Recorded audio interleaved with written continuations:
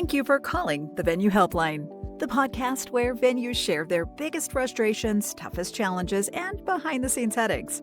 If you run a venue or work at one and you've ever thought, why is this so hard? You're in the right place. Each week, you'll hear practical solutions from vetted experts who've been there, done that, and know what actually works. Because running a venue is hard enough. You shouldn't have to figure it out alone. Now, let me put you on a brief hold for the next available helper.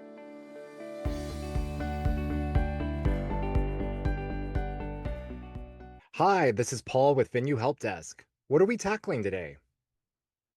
So I have a question with my owner. He would like to improve our venues and has asked for feedback when people do not book. So out of all the tours we give, he would just like to simply know why maybe 50% are not booking so that he can attempt to fix the problem. How do I fix the problem if the people that are not booking have already ghosted and they do not care about my emails, they're not responding? Do I just tell my boss that I don't have these answers for you? He doesn't realize what Gen Z is like because he is a much older generation, but I guess I just want to know how I can get information, or do I just need to teach the owner that this is not something that we can even ask for from someone that has already toured and has far moved past our venue? Any information on that would be helpful. I've had to tackle this same problem myself, so this hits home with me. Couples ghosting after tours is definitely frustrating, but the real challenge comes when your boss or leadership doesn't understand why it happens. On this call today, I want to break down how Gen Z couples communicate and why one follow-up email won't cut it. When leadership is stuck in old habits, I want to also go over practical strategies to boost replies, bridge those generational gaps, and help you close more bookings from this problem. When I speak from experience, I'm a part of a family business and we definitely have different owners within our business. And one thing that's frustrating is when one of my owners walks in and is like, how are we on sales? And I'll go over those things with that owner. We do definitely have an age gap, but I think through my course of time here at our family's business, I've learned how to better communicate, to really explain to my owner how the current couple communicates and how the follow-up process works on my side, and how do I keep them interested in Madeira Estates even after the tour, even if I'm not hearing from them. So there are three things you want to do. You want to acknowledge this, and definitely it's tough when you're on the front lines with the couples, but the leadership doesn't get why the ghosting happens. You've got to normalize it. It's got to be the conversation with your owners and leaders. This is something that's affecting all of us right now in the venue space, especially with our Gen Z clients. Many venues are experiencing the ghosting, especially with those younger couples. Why this matters: ghosting affects closing rates. It also creates frustration and follow-ups and can cause tension between your staff and your management when this is happening. Generational gaps in communication styles like emails versus text, DM, even over my course of time hosting tours here at Madeira Estates, I've had to change it up of how I communicate with my Gen Zers. And I think what's been important with that is I'm communicating that with my leadership of how I'm changing that up, so they understand what's going on in the front lines. A lot of managers assume silence equals not interested, instead of just recognizing this is just decision fatigue. Today's couples are overwhelmed by too many venue choices, leading in that indecision. Also, there's internal disconnect between sales staff, the ones that are in touch with today's couples or in touch with today's trends, and then the ownership who is still stuck in old systems or how we've always done it. What you've got to do is you've got to, especially if your leadership has an age gap to the couples of today, you want to be able to bridge that generational gap.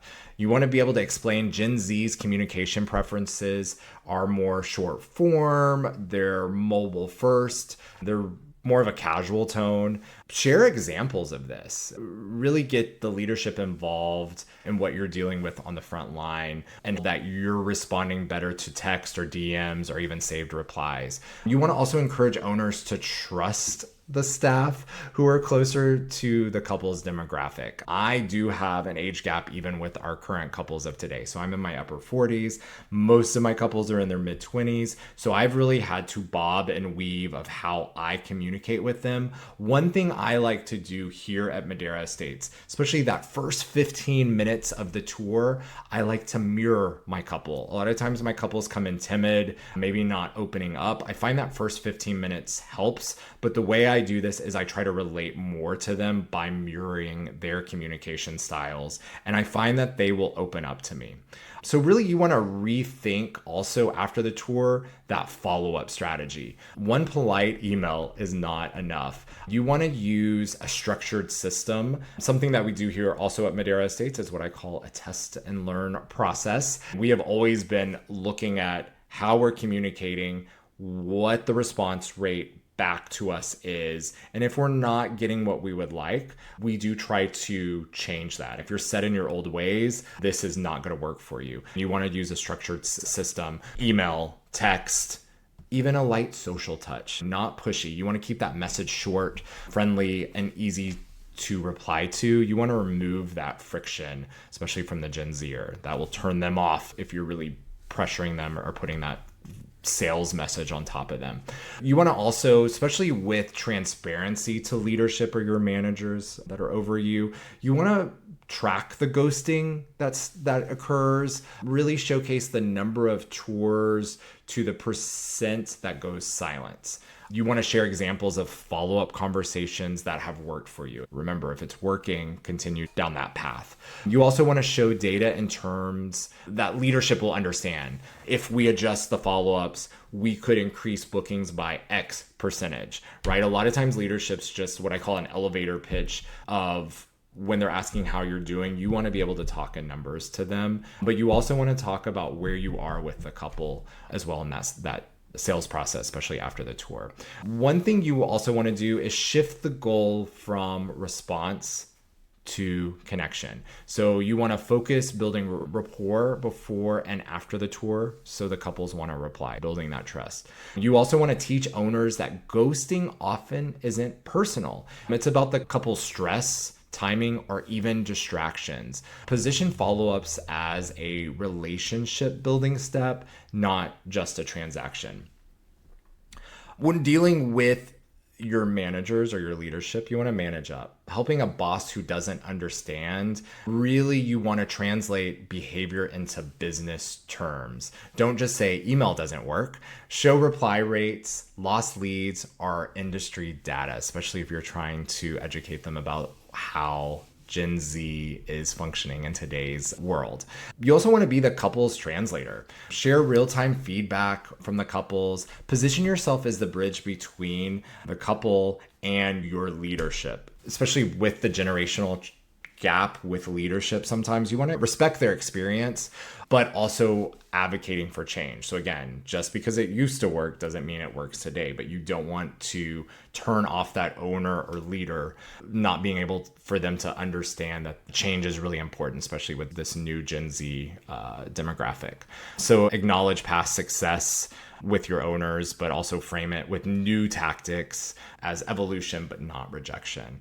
Also invite your owners or leaders into your sales process. I know one thing that we do here at Madera Estates, weekly we have a sales huddle or a sales meeting. This is a great time to not only talk about your tours, what's going on, but also give updates of what you're seeing out there in the market with communication, especially from Gen Z. I think over my past 4 years here at Madera Estates, those conversations have changed. So I think it's important that I'm bringing that up with my leadership as well, so they understand what I'm doing on the front line when dealing with our current couple.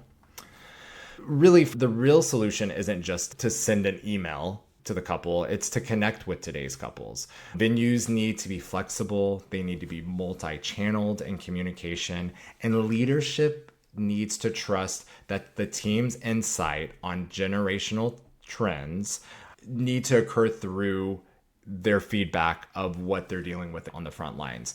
Staff can also help manage up by presenting data, small wins, respectful advocacy to help owners evolve. One thing that we're also seeing too that I think some owners do not understand is silence doesn't mean it's a bad thing. Using your CRM, looking at open rates of emails that you've sent out. If the couple is opening up the email, they're still interested in you. They just may not be communicating back with you. So again, lots of distractions out there. There's a lot going on, but if they're opening up those emails, that's a great sign. And your owners need to know about that. When leadership and staff aligns, venues see more replies, they're going to have a stronger relationship, and obviously higher booking rates. That's it for today's episode of the Venue Helpline. Thanks so much for listening. We love helping you tackle these real life frustrations. Before you go, here's one last thing. If you want to keep the conversation going, follow us on Instagram at Venue Help Desk. And hey, if you know a fellow venue pro that needs to hear this, please send them this episode.